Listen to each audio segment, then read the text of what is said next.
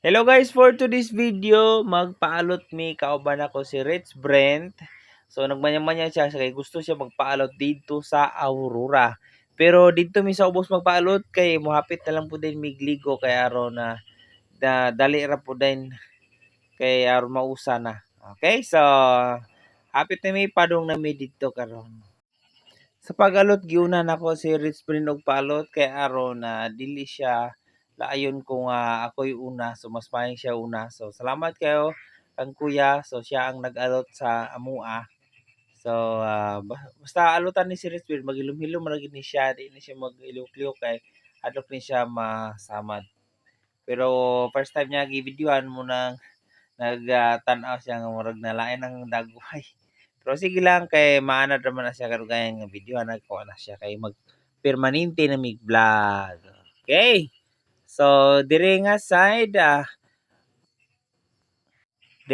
hapit na mi mahuman og paalot sa iya kay katunga naman lang. So finishing touch na lang dayon og sa ibabaw. So gamay na lang kulang. So ako nakita po na ko uy nay sa amin try po na ako video sa ako kagalingon na. Okay? So mo rin niya tong cellphone na gigamit which is Tecno Spark 20C. Okay, so tsada siya camera 15 fps. So nara siya. So nara siya humana si Rich Brand og palot perti ng gwapuha. O Sa dire nabalik be? siya talikod Tabang kinaulaw sa dire? siya. Okay, sa sunod Tabang na sa ni ba? ako na po'y sunod na magpalot. So ato ning videohan kay aron makita nato kung giunsa gyud. Okay, so ako na sunod. Sunod ako na pod ang alutan ni kuya. So tanaw na ko dugay ni mahuman. So ato lang ni time lapse para mas madali.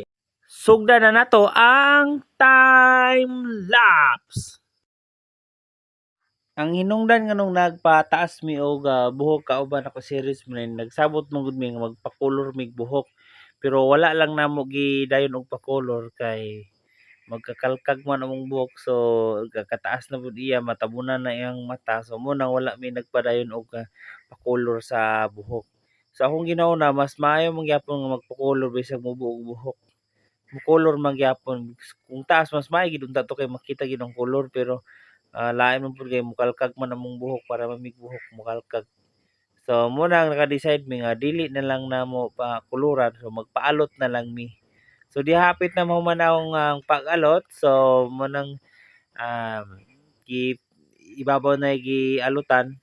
Pag human ani mangaligo na din mi kaming duha ni Rich Brand kay mo eskwela pa man siya mo nang nag-gi-apil lang na muna makahapit mig kaligo kay aron maka eskwela na dayon mi pag human ani.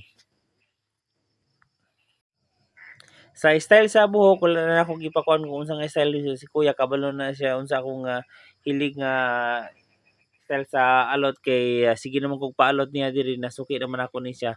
Usually ang suki ginako gyud sa Aurora dito ko sige paalot kay mangutana mo sila unsay imong gusto nga style kay namo sila pwede ibutang sa ikuan sa imo kung unsa gyud nga alot ang imong gusto kay para na sa likod pero si kuya kabalo naman na siya. So di finishing touch na so gipang brush-brushan ang gilid so humanataan ni. Human na gyud ta paalot so tanaw ta sa amin para makita nato kung gwapo na mo kita. Okay tanawa? Oh, dako kay ngisi, di ba?